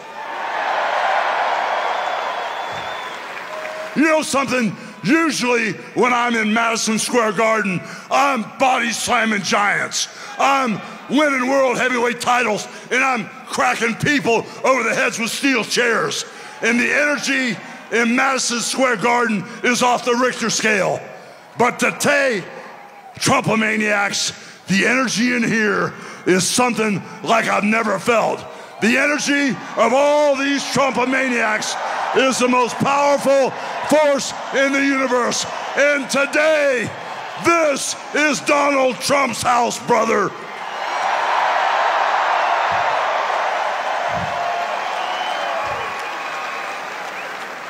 You know something, Trump maniacs? I don't see no stinking Nazis in here.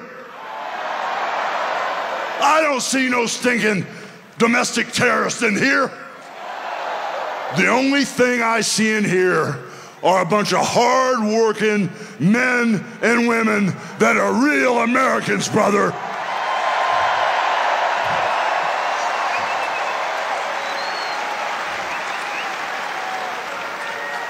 You know, when I hear my president and our president, Donald Trump, speak, he sounds for real, brother. He sounds like he has a heart of gold that's all for the USA. But when I hear Kamala speak, it sounds like a script from Hollywood with a really, really bad actress.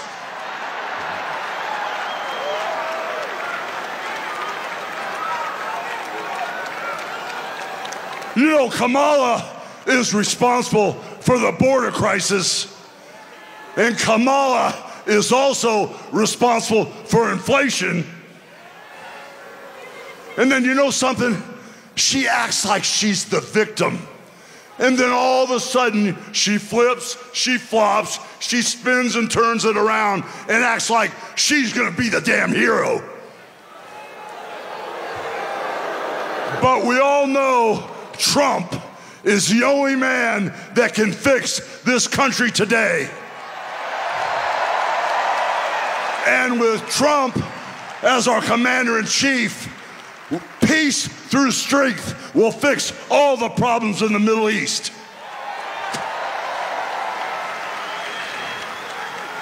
You know, I've been coming to this building month after month after month, and I've seen sold-out crowds over and over again for over 40 years. And for 40 years, I've always asked the question, what you gonna do? Over and over and over again, what you gonna do? Well, today, after feeling the energy in this building, I finally got the answer. And the answer is, vote for Trump.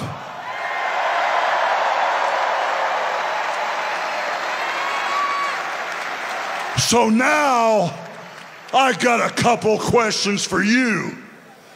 What you gonna do about the border invasion? What you gonna do about inflation? What you gonna do about keeping America safe, brother? And what you gonna do about putting God in our homes, in our country, and our schools? So I guess we're all on the same page. So I got one final question for you. What you gonna do and who's gonna make America great again? God bless Donald Trump. He's our next president.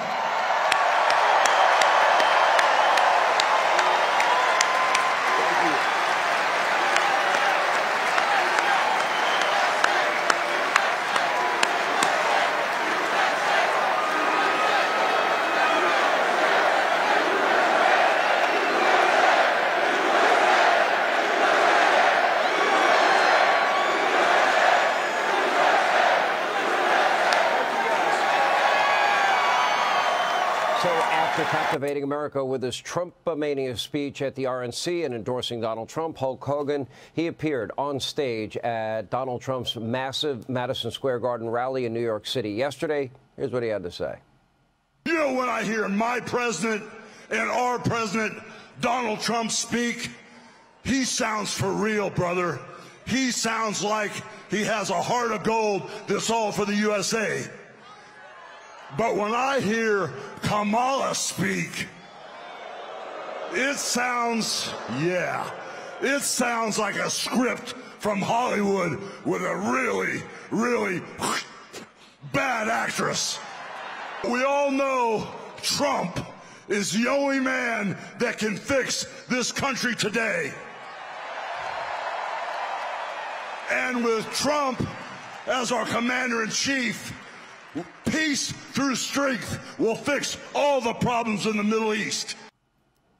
Here with more wrestling legend himself. What did that say on your shirt? The one and only legend, Hulk Hogan, is with us. How are you, sir? You are having too much fun out there. I'm great, brother. I still got my Trump pump on, brother, from Madison Square Garden. you know, I work out. I'm not taking you on either. You were great in one of the Rocky movies, and I remember the size difference. I'm like, oh my gosh, that was brutal. And then at the end, it was funny. All right, so you tapped into something that I think is really relevant. Trump is real. I do interview after interview after interview with Donald Trump. I have one tomorrow with him. And these are not scripted answers. These are answers from the heart. Kamala can't talk about her real views, so she has to hide them. I think that's a big part of why she's not doing well. Your thoughts? Well, the main problem I have with her is she will never answer the question. Whenever she's confronted, if she has the answer, she won't tell you the answer because at the end of the day, all the policies are bad. They're taking this country in the wrong direction. So when people talk about the word salad, in the wrestling business, we call it a bunch of gaga, you know, and it just doesn't mean anything. So when you talk to Trump, you got a feeling, you know, that he's real. He's tangible. He connects with the American people, and he loves this country. I've known the guy since WrestleMania 4 and 5, almost 40 years ago. He hasn't changed a bit. He's the same generous, honest guy he was back then. He loves this country, he loves life, and he loves his family. And when he talks about bringing God back into our homes and back into our country and back to our schools, the people understand he's for real. He's sincere about that. What do you make of the Nazi, fascist, racist closing argument, the psychotic rage that has now overtaken the Joy campaign? Well, there's a clip that you didn't show, and when I went on stage, I said, no, this is the house that Hulkamania built, or whatever I said, and this is Trumpmania. Can't remember what I said, but I looked around 22,000 people, and I said, I don't see no stinking Nazis in here. You know, I don't see any domestic terrorists. I just see hardworking people, men and women that love this country, that want safety, security. They want, you know, to be, you know, how would I say, be able to pay their bills and get along in life and just have a good life in God and country. Just good American, real American people in the building. What they're saying is just spewing venom. It's not true. Yeah, you know, the people that get up every morning, they work hard, obey the laws, they raise their kids, they take them to church, they cook dinner, pay their taxes. I mean, they're the people that really make the country great. They're the people that's been your audience your entire career. That's been my audience my entire career. Our lives are because of very generous people that have blessed us. And I hate to see the American dream that we have both benefited from disintegrating before our very eyes, and there's not a single thing they can point to that they can say is successful, in my view. Well, when I was talking to the president the other night in the back, I told him I don't buy these polls. I mean, I've been slinging this real American beer for 4 months. I've gone to 18 different states. I'm pushing through all 50. And my fans are Democrats and they're Republicans. I see 8,000 to 10,000 people a day. I take pictures, sign autographs. Democrats and Republicans, they're all for Donald Trump. I mean, it's so lopsided. Middle America is so lopsided, it's unbelievable. But what you read in the press, demonizing President Trump, saying we're all domestic terrorists, talking about the Nazi stuff, none of that stuff is true. And I told Donald Trump, I can't even buy into these polls. And when he says it's too big to rig, that's exactly where this is at now. I gotta order your beer online. I have less than a minute. What is it about that iconic arena? What is it about MSG? Tell me. Well, it's like the Roman Colosseum. If you're an athlete, if you make it in Madison Square Garden, you've made it in your career as far as athletics. I mean, the fact that I was in Madison Square Garden for almost 40 years, when I walked out there the other night and I saw 22,000 people, it was the energy of Hulkamania, but it was even bigger. It was like all the Trump maniacs were all on the same team. We all want to make America great again. And I was kind of worried going out there because I usually have another guy to work with out there. I was out there by myself, and I felt like everybody was with me because we were all on the same team. Right. We were on Trump's team, brother. And those Trump-maniacs, those are real Americans, and they want this country back, brother. Hulk Hogan, don't, as the Washington Post said, the American people should not settle for a townhouse instead of a home with a yard. We appreciate you. Thank you, sir. Hey, Sean. WWE Hall of Famer Hulk Hogan is here. What's up, Hulk? It's Hulkoween, brother. It's that time of year. Trick or treat, my man. How do you feel about Joe Biden calling you garbage?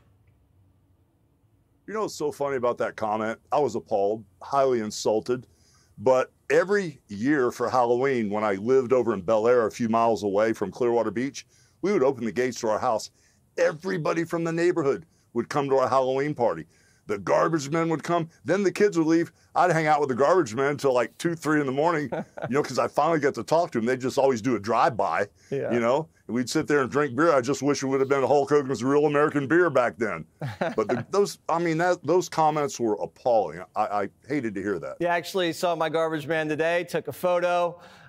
Didn't put on his vest, but I mean, everyone is talking about this because you never insult the voters. You know, Trump makes fun of pencil neck Adam Schiff, crying Chuck. You know, he just said Mark Cuban's got slow head speed when he swings the club.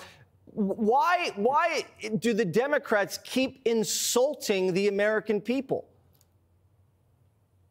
Well, you know, the only thing I could think is they're trying to humiliate, you know, the Trump supporters into voting for them. I mean, to call us Nazis. I was in Madison Square Garden. I looked all around. I'm used to the building. There was no stinking Nazis in there. There's no domestic terrorists. You know, they call us deplorables, but to call us garbage, they're calling the American people that support Trump garbage. You know, it's just ridiculous. You're right. It's social shaming. They're trying to humiliate people so they're not proud of who they're voting for. You saw J.D. Vance on Rogan. You saw Trump on Rogan, 3 hours, like 6.5 combined. Why isn't Kamala Harris going there if she needs to turn men out? Well, let me start with this first, and then I'll go to here next, and then I'll go to there next, and then I'll do an end around Tutti Frutti over the top Fruity Loop, and I'll never give an answer. Right. That's why. That's why she didn't go on there. Donald Trump is direct, to the point. He's versed in all subject matter. He knows everything domestic, foreign, international swing arm of knowledge. He's our guy. But to put us all in a category of deplorables, domestic terrorists, Nazis, garbage, what would happen if they got in power? What would they do to us? What would they do to us, the real Americans that want to make America great again? If that's what they think of us, can you imagine what they would do to us now? Well, if Trump just line us all up. I know. Well, not if you're there. I think you'll protect the country. If Trump wins, are you going to play any role? I know RFK Jr. is talking about making America healthy again. Is Hulk going to make America tough again, strong again? What are you going to have any role? Well, you know, brother, in the wrestling business, when you're getting ready to draw some big money, you got to shoot an angle, put some hot spice on the feud. And when I had Trump in the back of the garden, I said, you know something? This Robert Kennedy Jr., he's on to something with nutrition. But if you tag team us up as the mega powers, you know, the MAGA powers, there you go, the MAGA powers, RF Kennedy Jr. and Hulk Hogan, he could get him eat the right food, and I could get all of our kids in shape, brother. That's what we need. We need a healthy, strong, young generation. I'm not worried about my son. He's already playing football. But the rest of the country, they need to tone up. Hulkamania running wild. It's not a Halloween costume. If you see him tonight, don't try to grab his mask off. It's the real deal. The 24-inch guns, brother, protecting America. Happy Halloween, Hulk. Thank you, brother. Hulkoween. Hulkoween.